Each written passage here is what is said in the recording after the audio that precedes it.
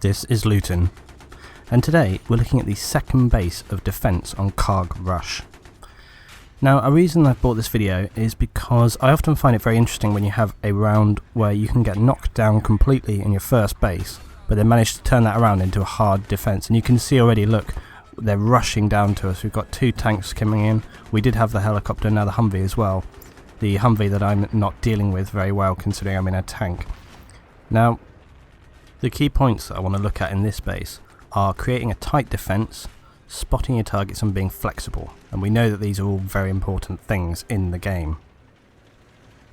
I'm working with only 3 actual team members, the rest is just random blueberries.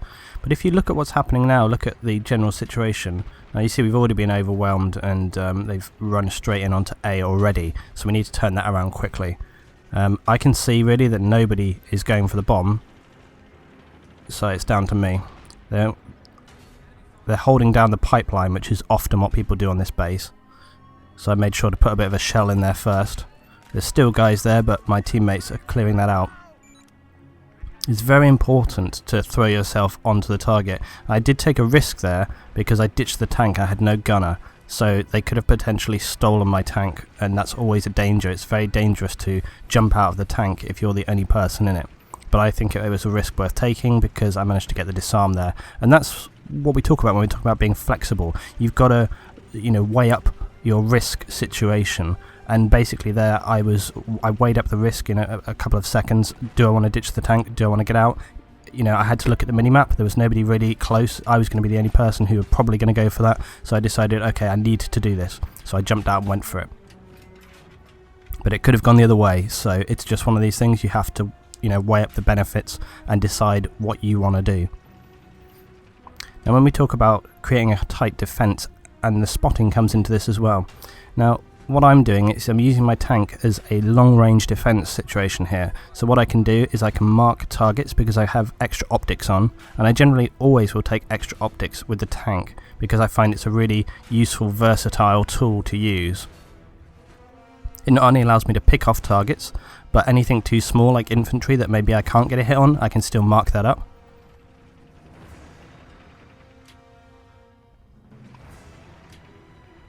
And you can see that we've got these guys pinned down on the right hand side.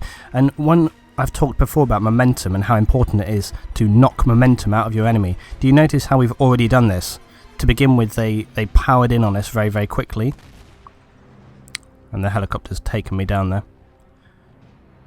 How they powered in on us very quickly at the start, overwhelmed the base, but by just setting up a hard defense there at the beginning, driving them back out of the base, and now they're finding it more difficult to get in. But that's because we have a balanced defense. And if you look at what's happening, look, we've got 2 guys on the right, 2 guys in the middle, tank on the left, and then we have some extra guys as support here at the back. There's about 2-3 guys at the back. So we have a good staged defense. If you have everyone at the back of your base, or everyone at the front of your base, except for perhaps 1 or 2 other people, that is a weak situation because it allows them to outmaneuver you. They can get around you one way or the other, or if you're at the back of the base, they can push right through to you. So having this kind of good stage defense, and you see my guys are up at the front, they're getting the kills, chucking ninja there, but I'm just sitting back here and I'm like a fallback defense, so that if we do get penetrated by the enemy, then I'm still in a situation where I can get down on the ground. Or for example, like Chuck's been taken out. Now Chuck will now have the possibility to spawn on different situations, you see. It helps, obviously. I'm usually the squad leader in a game. I'm not in this one, we have a random squad leader. Thinking about it now, it probably would have been a good choice to set up ourselves in a new squad so we could have a bit more flexibility. But if you're the squad leader, it can be a good thing for you to sort of sit back or whatever, get yourself in the most flexible position for your teammates to spawn on you. And sometimes as a squad leader as well, you need to be ready to not be always at the front line. Sometimes you need to put yourself in a quiet place so that you can allow your guys to spawn up and infiltrate from the front.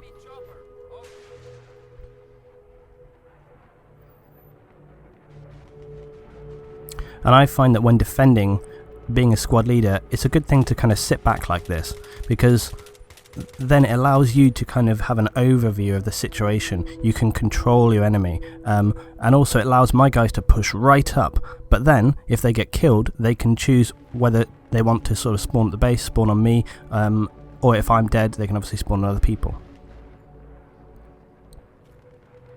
But it means that they can keep pushing hard without worrying that there's nobody back here, because I can kind of keep in control.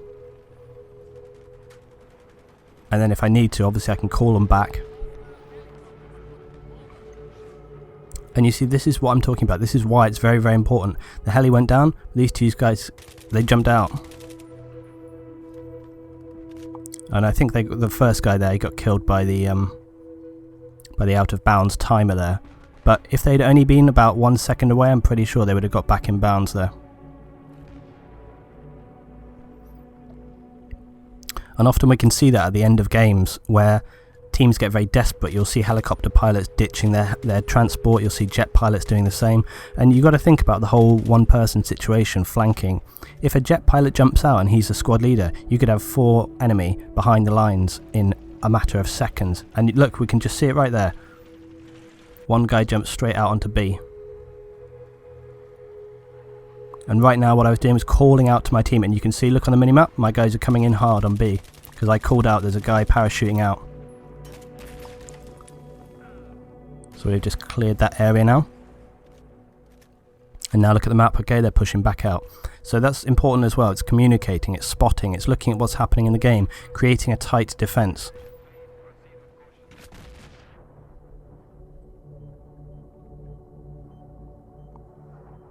Huh. Kind of interested as to what killed me there. I didn't remember this game. I was putting it up because I remember it was a reasonable round of defense. Curious as to what killed me there. I did have the other day as well. I think it's a glitch at the moment where you just randomly die. I was running along and I just got killed. I remember this. I was thinking, oh, I didn't hit them at all. Because I literally only got a couple of rounds. I was thinking, oh, I didn't take those guys out. And then just a bit of lag there. I actually did get both of them. Look at the minimap now as well. Look at all this C4 and mines on the road. Nothing is getting into this base. I think I counted it up. I said to the guys at the time, I said, look how much anti-armor we've got. It was like 26 mines, I think. Mines or C4 we have on the ground. Absolutely crazy. And this is another thing where I'm saying about creating a tight defense. You know, if your teammates can do this, you create an impenetrable wall of anti-armor defense.